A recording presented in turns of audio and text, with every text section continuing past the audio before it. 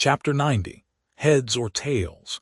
De Bail Naviro sufficit si rex habet caput et regina caudum. Bracton, L3, C3.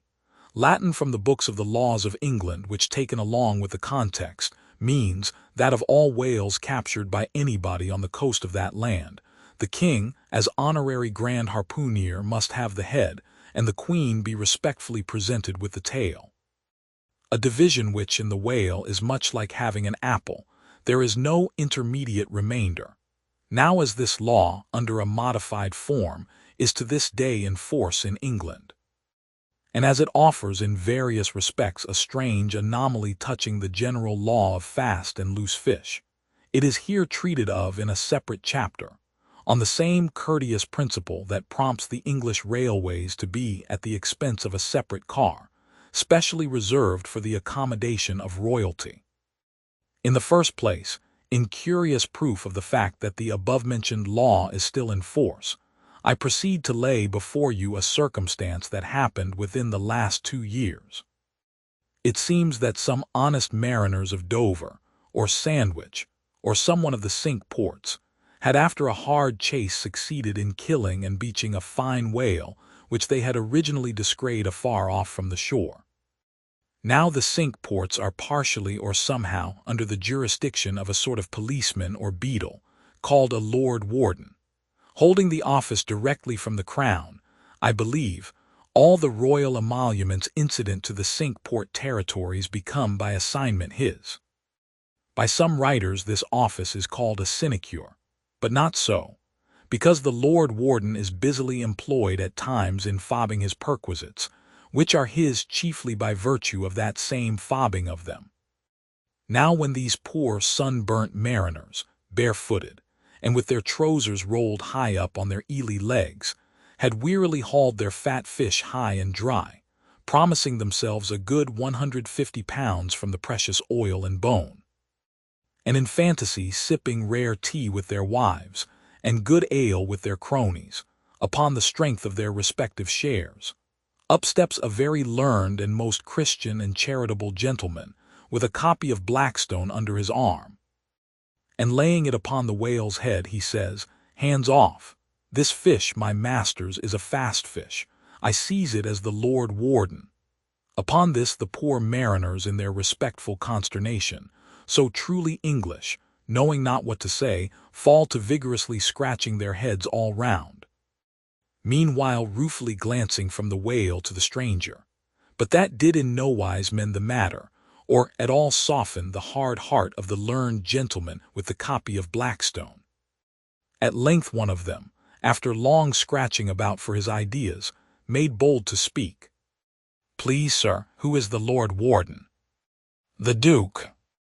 "But the Duke had nothing to do with taking this fish." "It is his. We have been at great trouble, and peril, and some expense, and is all that to go to the Duke's benefit? We getting nothing at all for our pains but our blisters." "It is his." "Is the Duke so very poor as to be forced to this desperate mode of getting a livelihood?" "It is his." "I thought to relieve my old bedridden mother by part of my share of this whale." "It is his." "Won't the Duke be content with a quarter or a half?" "It is his." In a word, the whale was seized and sold, and His Grace the Duke of Wellington received the money. Thinking that viewed in some particular lights, the case might by a bare possibility in some small degree be deemed, under the circumstances, a rather hard one, an honest clergyman of the town respectfully addressed a note to His Grace, begging him to take the case of those unfortunate mariners into full consideration. To which my Lord Duke in substance replied, both letters were published, that he had already done so, and received the money, and would be obliged to the reverend gentleman if for the future he, the reverend gentleman, would decline meddling with other people's business. Is this the still militant old man, standing at the corners of the 3 kingdoms, on all hands coercing alms of beggars? It will readily be seen that, in this case, the alleged right of the Duke to the whale was a delegated one from the sovereign. We must needs inquire then on what principle the sovereign is originally invested with that right.